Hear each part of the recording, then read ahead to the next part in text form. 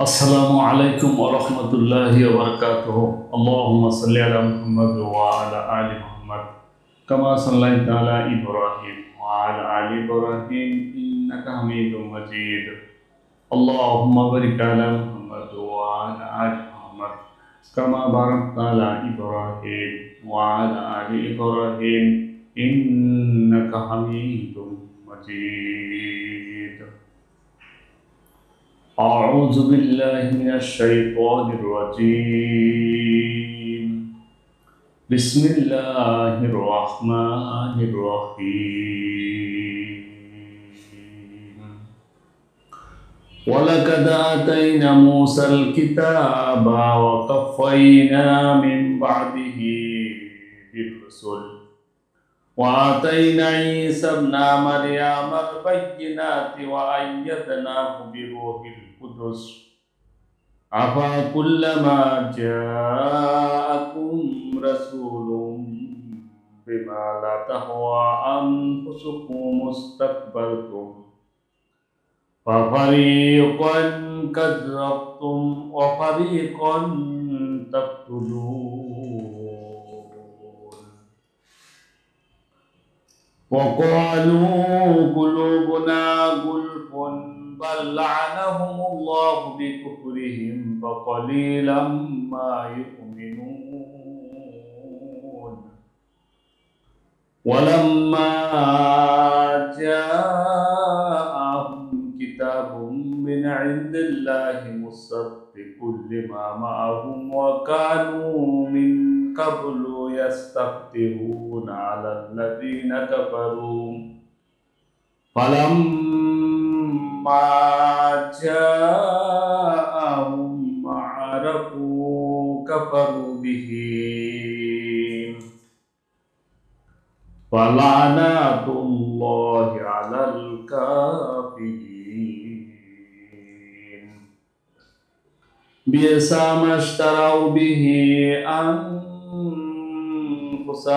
أن يكفروا بما أنزل الله بغيا أن ينزل الله من فضله على من يشاء من عباده فباءوا بغضب على غضب وللكافرين عذاب مهين.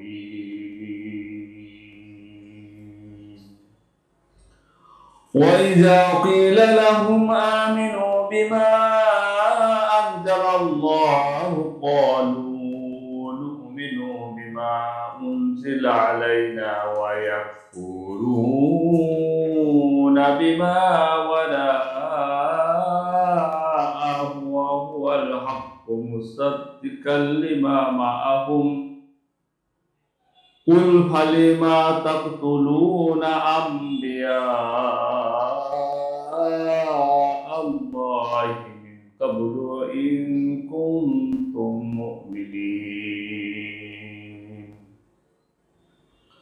ولقد جاءكم موسى بالبينات ثم اتخذتم العجل من بعده وأنتم ظالمون. وإذا أخذنا ميثاقكم ورفعنا فوقكم الطور خذوا ما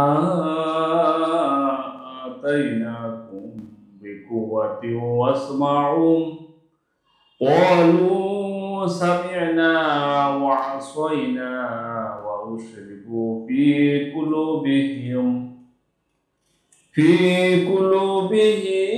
العجل بكفرهم قل بئس ما يأمركم به إيمانكم إن كنتم مؤمنين. قل إن كانت لكم الدار الآخرة عند الله خالصة من دون الناس فتمنوا الموت إن كنتم صادقين ولن يتمنوه أبدا بما قدمت أيديهم والله عليم بالظالمين ولا تجدنهم أحرص الناس على حياة ومن الذين أشركوا يود أحدهم لو يعمر 1000 سنة وما هو بمعجزه من العذاب أن يؤمر والله بصير بما يعملون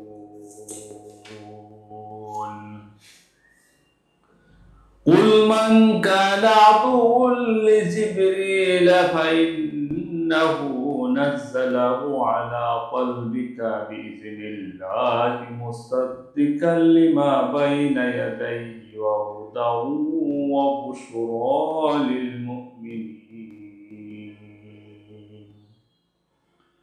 من كان عدوا لله وملائكته ورسله وجبريل وميكال فإن الله عدو للكافرين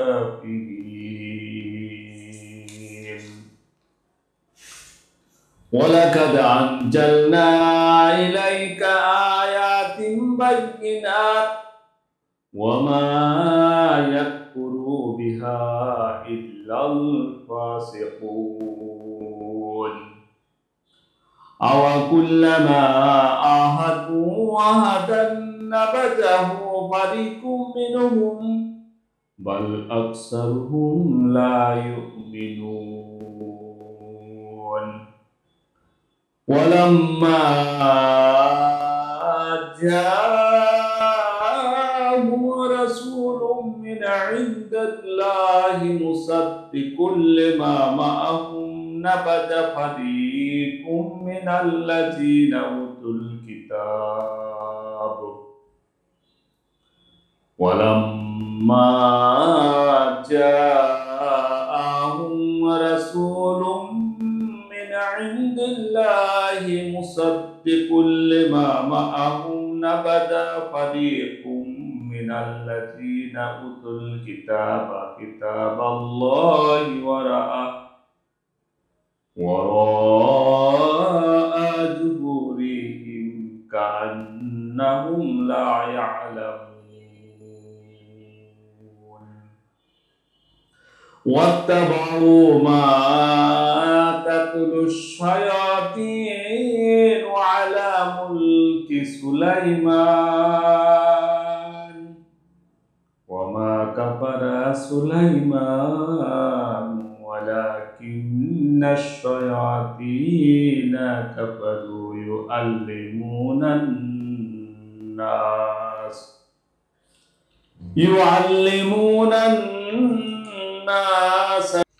السحر وما أنزل على الملكين ببابل هاروت وماروت وما يعلمان من أحد حتى يقولا إنما نحن فتنة فلا تكفر فيتعلمون منهما ما يفرقون به بين المرء وزوجه وما هم بضارين به من أحد إلا بإذن الله ويتعلمون ما يضرهم ولا ينفعهم ولقد علموا لمن اشتراه ما له في الآخرة من خلاق ولبئس ما شروا به أنفسهم لو كانوا يعلمون ولو أنهم آمنوا واتقوا لمثوبة من عند الله خير لو كانوا يعلمون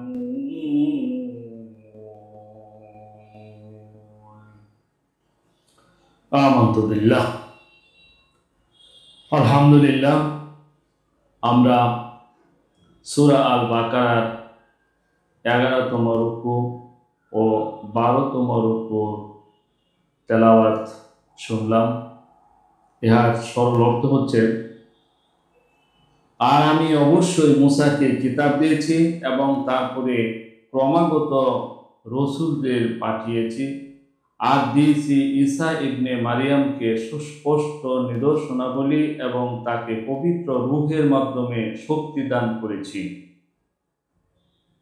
অতঃপর যখনই কোনো রাসূল তোমাদের কাছে এসেছে এমন কিছু নিয়ে যা তোমাদের প্রবৃত্তির অনুকূল হয়নি, তখনই তোমরা গর্ব করেছ, অতঃপর তাদের কতককে মিথ্যা সাব্যস্ত করেছ এবং কতককে করেছ হত্যা। আর তারা বলেছিল, আমাদের অন্তরসমূহ সুরক্ষিত, বরং তাদের কুফরির কারণে আল্লাহ তাদেরকে অভিশাপ দিয়েছেন, সুতরাং তাদের কম সংখ্যকই ঈমান আনেন। আর যখন তাদের কাছে আল্লাহর নিকট থেকে কিতাব আসলো যা তাদের কাছে আছে তার সত্যায়নকারী, আর তারা ইতিপূর্বে বিজয় প্রার্থনা করত তাদের উপর যারা কুফরি করেছে, অতঃপর যখন তা তাদের কাছে এসেছে যা তারা চিনতেও পেরেছে, তখন তারা তার সাথে কুফরি করেছে। সুতরাং কাফিরদের উপর আল্লাহর লানত। কতই না মন্দ তা, যার বিনিময়ে তারা স্বীয় সত্তাকে বিক্রি করেছে, যেহেতু তারা কুফরি করেছে। তার সাথে জিদের বশবর্তী হয়ে যা আল্লাহ নাজিল করেছেন শুধু এ কারণে যে আল্লাহ তার বান্দাদের মধ্যে যার প্রতি ইচ্ছা অনুগ্রহ নাজিল করেন। সুতরাং তারা গজবের উপর গজব অর্জন করেছে, আর কাফিরদের জন্য রয়েছে লাঞ্ছনাদায়ক শাস্তি। আর যখন বলা হলো তাদেরকে যে তোমরা তাতে ঈমান আনো যা আল্লাহ নাজিল করেছেন, তারা বলল, আমরা তাতে ঈমান রাখি যা আমাদের প্রতি নাজিল করা হয়েছে। আর তারা অস্বীকার করে তাছাড়া সব কিছু, অথচ তা সত্যায়নকারী তার যা তাদের নিকট আছে। আপনি বলুন, তাহলে কেন হত্যা করেছ ইতিপূর্বে আল্লাহ নবীদেরকে, যদি তোমরা বিশ্বাসী হয়ে থাকো? আর অবশ্যই মূসা তোমাদের নিকট এসেছে সুস্পষ্ট নিদর্শনাবলী নিয়ে, এরপর তোমরা গোবৎস বানিয়ে নিয়েছিলে তার অনুপস্থিতিতে। আসলেই তোমরা জালেম। আর যখন আমি তোমাদের অঙ্গীকার নিয়েছিলাম এবং তুর্কি তোমাদের উপর তুলে ধরেছিলাম, বলেছিলাম যা আমি তোমাদের দিয়েছি তা ধরো দৃঢ়ভাবে এবং শুনো, তারা বলল, শুনলাম ও অমান্য করলাম। আর পান করানো হয়েছিল তাদের হৃদয়ে গুবৎস প্রেম তাদের কুফরির কারণে। আপনি বলুন, কতই না মন্দ তা, যার আদেশ দেয় তোমাদের বিশ্বাস, যদি তোমরা ঈমানদার হও। আপনি বলুন, আখিরাতের বাসস্থান যদি আল্লাহর কাছে তোমাদের জন্যই নির্দিষ্ট হয়ে থাকে অন্যান্য মানুষকে ছাড়া, তাহলে তোমরা মৃত্যু কামনা করো, যদি তোমরা সত্যবাদী হও। কিন্তু তারা কখনো মৃত্যু কামনা করবে না। সে কারণে যা তাদের হাত পূর্বে পাঠিয়েছে, আর আল্লাহ জালিমদের সম্পর্কে সবিশেষ অবহিত। আপনি অবশ্যই তাদেরকে অধিক লোভী দেখতে পাবেন সব মানুষের চেয়ে জীবনের প্রতি, এমনকি তাদের চেয়েও যারা শিরক করেছে। তাদের একজন কামনা করে যে যদি তাকে 1000 বছর হায়াত দেওয়া হতো, অথচ দীর্ঘায়ু তাকে শাস্তি থেকে রক্ষাকারী নয়। আর তারা যা করে আল্লাহ তার সমক্ষ দ্রষ্টা।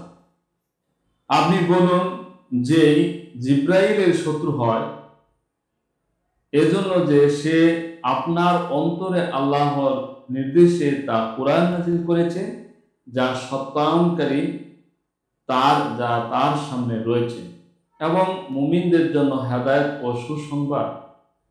যেই শত্রু হয় আল্লাহর, তার ফেরেশতাদের, তার রাসূলদের এবং জিব্রাইল ও মিকাইলের, নিশ্চয় আল্লাহ সেসব কাফেরদের শত্রু।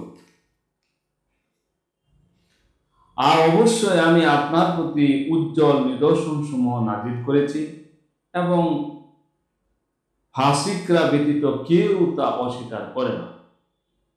কি আশ্চর্য, যখনই তারা কোনো অঙ্গীকার আবদ্ধ হয় তখনই তাদের কোনো উপদল তা ছুঁড়ে ফেলে দেয়।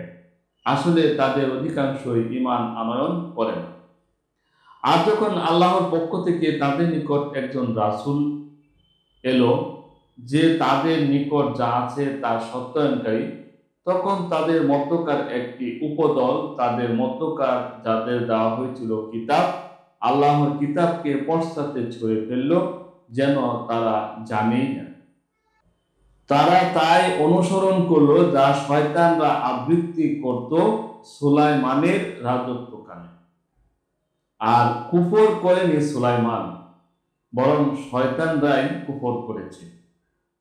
তারা মানুষকে জাদু শেখাতো এবং যা নাজিল করা হয়েছিল হারুত ও মারুত ফেরেশতাদ্বয়ের উপর বাবেল শহরে, তারা কাউকে শেখাতো না যতক্ষণ না তারা বলতো আমরা পরীক্ষা বই তো নই, সুতরাং তুমি কুফর করো না।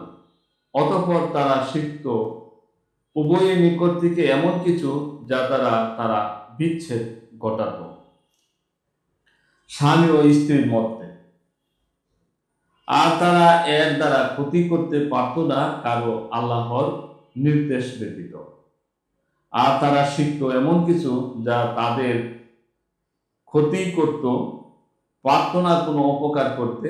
আর তারা নিশ্চিতভাবে জানত যে অবশ্যই যে তা জাদু ক্রয় করে তার জন্য নেই আখিরাতে কোনো অংশ। আর অবশ্যই মন্দ তা যার বিনিময়ে তারা নিজেদের আত্মাকে বিক্রি করছে, যদি তারা জানত। আর যদি তারা ঈমান আনত এবং তাকওয়া অবলম্বন করত, তাহলে আল্লাহর নিকট থেকে অধিক কল্যাণকর বদলা পেত, যদি তারা জানত। আমরা সূরা আল বাকারার 11 ও 12 রুকু সরল অর্থ শুনলাম। ইহার শাব্দিক কিছু আলোচনা করব ইনশাআল্লাহ। এখানে আলোচনা আসছে বিরুহিল কুদুস, পবিত্র রূহ, এর দ্বারা ওহীর জ্ঞান। জিবরাইল আলাইহিস সালাম যিনি ওহী নিয়ে আগমন করেছেন এবং ঈসা আলাইহিস সালামের পবিত্র রূহ, এই তিনটি অর্থই বোঝানো হয়েছে। আল্লাহ স্বয়ং ঈসা আলাইহিস সালামকে পবিত্র গুণাবলীতে ভূষিত করেছেন, আর উজ্জ্বল নিদর্শনাবলী দ্বারা সেই সুস্পষ্ট নিদর্শন সমূহ বোঝানো হয়েছে, যেগুলো দেখে সত্য অনুসন্ধানী মানুষ বুঝতে সক্ষম হয় যে ঈসা আলাইহিস সালাম আল্লাহর নবী। আমাদের অন্তরসমূহ সুরক্ষিত সম্পর্কে এখানে দুটি কথা বলতে চাই। আমরা নিজেদের আকীদা বিশ্বাসের উপর এমনই দৃঢ় যে তোমরা যা কিছুই বলো আমাদের অন্তরে তার কোনো প্রভাবই পড়বে না। এ ধরনের কথা সেসব হঠকারী মানসিকতা সম্পন্ন লোকই বলতে পারে, যাদের মন মস্তিষ্ক অজ্ঞতা মূর্খতার বিদ্বেষে পরিপূর্ণ। তারা এটাকে একটা মজবুত বিশ্বাস নাম দিয়ে একটা গুণ হিসাবে গণ্য করে, অথচ মানুষের কাছে উত্তরাধিকার সূত্রে পাওয়া আকীদা বিশ্বাস ও চিন্তা চেতনার গলদ সুস্পষ্ট হয়ে যাওয়ার পরেও তার উপর অবিচল থাকার সিদ্ধান্তে অটল থাকার চেয়ে আর বড় দোষ কি হতে পারে। মুসাদ্দিক তথা সত্যায়নকারী। কুরআন মাজিদকে তাওরাতের মুসাদ্দিক তথা সত্যায়নকারী এজন্য বলা হয়েছে যে তাওরাতে মুহাম্মদ সাল্লাল্লাহু আলাইহি সাল্লামের আবির্ভাব এবং কোরআন নাজিল সম্পর্কে যেসব ভবিষ্যদ্বাণী করা হয়েছিল, কোরআনের মাধ্যমে সেগুলোর সততা প্রমাণিত হয়েছে। অতএব তাওরাতকে যারা মানে তারা কিছুতেই কোরআনের অমান্যকারী হতে পারে না, কেননা কোরআন মজিদকে অমান্য করা পক্ষান্তরে তাওরাতকে অমান্য করার নামান্তর। লাঞ্ছনাদায়ক শাস্তি, আযাব ও মুহিম কাফেরদের জন্য নির্দিষ্ট। পাপী ঈমানদারদের যে শাস্তি দেওয়া হবে তা হবে তাদেরকে পাপ মুক্ত করার উদ্দেশ্যে, লাঞ্ছনা দেওয়ার উদ্দেশ্যে নয়। হযরত মূসা আলাইহিস সালামের সত্যতা প্রমাণের জন্য যেসব নিদর্শন আল্লাহ তাআলা তাকে দিয়েছিলেন তা হলো লাঠি, জ্যোতির্ময় হাত, সাগর দ্বিখণ্ডিত হওয়া ইত্যাদি। আখিরাতের জীবন সম্পর্কে যাদের বিশ্বাস দৃঢ়, তারা কখনো পার্থিব স্বার্থ লাভের জন্য মরিয়া হয়ে উঠতে পারে না।